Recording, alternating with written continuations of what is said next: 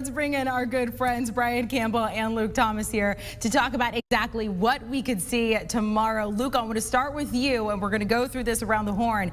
Luke, the keys for Pitbull to defend his title.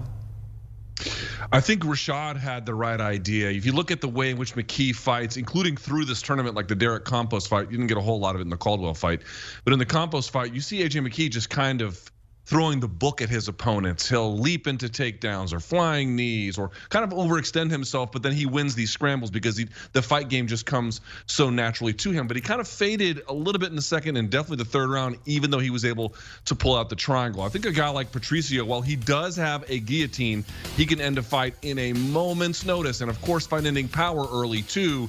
We have seen this guy late. He is just as devastating in the fourth and fifth rounds, places that I think a guy like AJ McKee just can't say he's as battle tested. So for me, it's going to be weathering the storm a little bit early from AJ McKee, if that's doable, and then kind of marching him down late, taking him to places he's not been, using some of that accurate punching, the power punching, and again, if the submissions are there, to take it as well. BC, same question for you. Keys for Pitbull. Look, both of these fighters are so great at finishing opponents. These highlight reels we're watching are full of them, though sometimes when you get two super elites in there together, it can be a technical battle. I think this is something Pitbull's got to be a little bit wary of. Look, both of these guys are such great counter strikers. They wait for their opponents to make mistakes and often jump in, and that's where you get the finish. For Pitbull, should this become a long-range chess match, he's going to have to make sure, in my eyes, that he does enough in the judge's eyes in terms of pressure and landing the bigger shots in order to potentially claim this victory should this go the full distance. You love about this matchup, and everyone's mentioned it, each one really hasn't faced a fighter like the other one. This will be a unique challenge for both of them. And while Pitbull's used to going in there, throwing what he throws, waiting for his opponents to err and land the big one, he may not get those openings here. He may have to work hard to create those against McKee. I'm going to need a dialed-in Pitbull that needs to know the situations at all time. Should this go the full 5 rounds, he's in there with a chess player. He's going to have to find a way to get that king. Yeah, I think that with Pitbull, what he's going to have to do, he's going to have to be very, very patient inside there, allow his traps to be set up. You know, he has a very good counter game, and sometimes when he does that, he allows himself to throw at the same time his opponent is throwing, so that makes it easier for him to land that big shot. But he's going to have to also not totally just sit in that defensive mode and wait for the counter. He's going to have to use a lot more movement as far as fakes and feints to kind of draw out some reaction from Antonio McKee, who's a lot faster than he is and who does have that reach advantage. So those are the keys for Pitbull. I want to go to the other side and talk about the keys for AJ McKee to go ahead and win this. Rashad, I want to start with you here because you said this is the biggest fight of your life, and he talked about that. And I'm wondering, when you were a younger fighter, if maybe you've been in a situation like this before, how do you approach it? Well, first, I mean, he's already done the biggest thing, which is kind of just like take the legend off the platform. You know what I'm saying? Like sometimes when you're going against a guy who's such a legend, you're like, oh my God, he's such a legend. You know, you're fighting his legacy before you're fighting him. What he's already kind of talking trash to him and kind of taking him off that pedestal. So now he's going to have to even more, you know, push the edge a little bit, you know, use a lot of fakes and feints as well too, because Pitbull's going to sit back. So he's a lot longer too. Use that reach, get Pitbull coming into that reach. And at the same time, even when he's in a cage, throw a little trash talking in there, because that's going to infuriate Pitbull to make a decision that is not a good decision. Go at it bad timing. Pitbull has great timing, but if he's angered, if he's taunted in some kind of way, then that may throw him off his timing, so then that way AJ can counter. It's all about who's going to be able to counter the most. And I think with the speed, I think AJ is going to be the fastest one to counter. You need to write a book, The Art of Trash Talking, because I don't think we're going to have time for it, but I want to know. He's talking about AJ McKee, just whisper trash talking there. Luke, the keys for AJ McKee in this one. Yeah, I think that you don't want to get out of your game. You don't want to do something that didn't take you to this place. So I do think that a guy like AJ McKee should be spontaneous to a degree. I do think that he should, by the way, notice the height and reach advantages. I think he should employ those early and often. Plus, you'll note something. Daniel Strauss had a lot of success striking with his left straight and left cross against Pitbull because they had the open stance, not the sort of same stance and mirror, and it did a lot for him. He was able to land that over and over over again. I wonder if he'll go back to that. But really, I think the key is going to be mixing it up. Pitbull is, don't get me wrong, he is well-rounded and battle-tested. We've been over it a million times. But a guy like McKee, younger, I definitely think faster. I think he's very good at finding the back. I think he's very good at finding submissions from all different kinds of angles. I think you got to put Patricio Pitbull on the back foot, metaphorically and literally. You got to get that guy reacting to what you're doing. If Pitbull can back up and use lateral movement and clinch break and doesn't ever have to play the game that McKee is setting, that's bad for McKee. But if McKee can force Pitbull into at least defensively answering him and then play this kind of speed chess on top and all the different things that he does,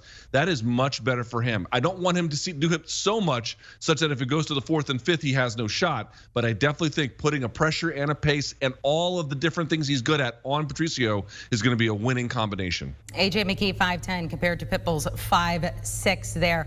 All right, that's how AJ McKee wins according to Rashad and according to Luke. BC, it is your time. Has AJ McKee become the featherweight champ? Yeah, not too dissimilar from what Luke was saying. There's an old adage in boxing that the late Hall of Fame trader Nazim Richardson used to say, swim, but don't get wet. And this is so key for AJ. Look, you love that he's able to poke the bear, stand up to Pitbull, trash talk. You love the fact that he's been saying this, professing that he would beat the great Pitbull since he made his pro debut in Bellator in 2015. AJ's at his best, of course, when he's free-flowing, when he takes chances, when he's an artist in there. But you got to know where the fence is. You got to know the limit here. You don't mess around with somebody like Pitbull. So I need an AJ McKee who's freestyling, who's flowing, but I need him to realize there are limits to this. He has never faced an opponent this dangerous, this accurate and powerful in Pitbull, who not only can get you out of there with one punch, but let's not forget a guy who has trusted 5-round stamina. And there isn't such a thing in the MMA game as finishing moves like there is in pro wrestling. But when Patricio Pitbull gets that guillotine choke on you, the fight is over. So if you're AJ McKee, you love the confidence. I love a little showboating mixed in too, like Rashad said. But you got to know where that line is. And you got to use your advantages in terms of height and length and not step across it, or Pitbull's going to win this fight. Gentlemen, it is the moment of truth. We are going to get your prediction how this fight unfolds. Rashad, we start with you. I like AJ McKee in this one. I think that his reach, being the bigger fighter, he's going to really use that on top of the fact that he's already faster and he has so many other intangibles too with his creativity as well. I think that's going to be on full display tomorrow. I like AJ McKee. Luke, sorry, I didn't mean to cut you off. I'll go with Pitbull here. I'll be the guy in the middle who doesn't necessarily go with AJ McKee, but I got to tell you, you look at these odds and wow, man. I don't really disagree with him. Having it as basically an even pick'em, this really is kind of a coin flip, in part because while we know a lot about Patricio, we don't know a lot about how he matches up with AJ McKee. And I know he said he's a lot like Daniel Strauss. Yeah, sort of, but there's a lot of meaningful differences. I don't really think that's all that great of a comparison, candidly. I'm going to lean with the champion. I think he's proven to do a lot more. This is the thing for me, and I said this on Morning Combat this morning. Listen, AJ McKee has been shot to the finals of this tournament on a rocket. He's doing amazing. It's not like Patricio eked his way here. He beat the bejesus out of everyone on the way here. He has looked as good as, frankly, he ever has. There's been no drop-off whatsoever. So I take AJ McKee very seriously. I'm sure Pitbull does as well. But I'm going to ride with the guy who's got the huge punching power and who's been able to do it against a variety of circumstances. I'll go with the double champ. 7-fight win streak for him right now. BC, it is your turn. I believe, if I'm remembering correctly, yesterday Pitbull was -125. AJ McKee was +105. Of course, they're even odds now. This is a pick'em. BC, who wins in your opinion?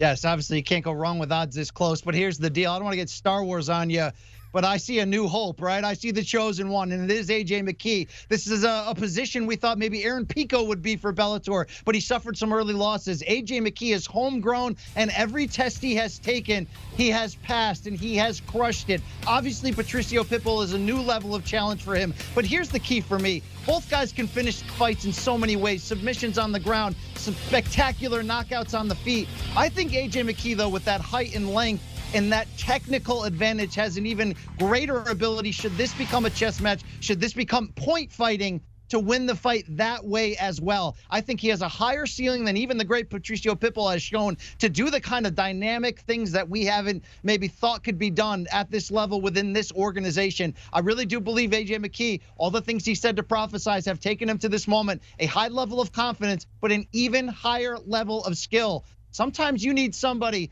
on the highest level to bring out something inside of you that you've never had to show before. We've seen spectacular finishes from AJ McKee. I think the more Pitbull pushes him and challenges him, he'll step up and be even greater when he needs to. This is his crowning moment. This is the time where AJ McKee capitalizes on all that prophecy. It's time to fulfill.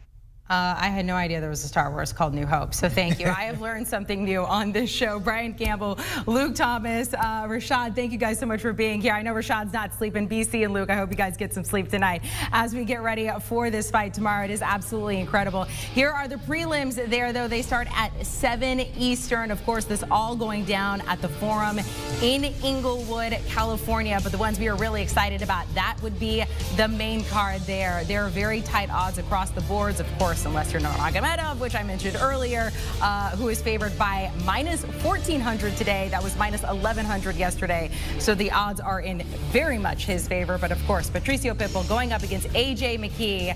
We'll see what happens. You can get a preview of that on the Morning Combat podcast with Luke Thomas and Brian Campbell, getting you ready for all of it. They will have a recap. Make sure to download and follow. Want a sports network that delivers everything that matters about the game? The highlights, the picks, the instant analysis. No yelling, no fake debates, no politics. Hit the subscribe button and never miss a moment.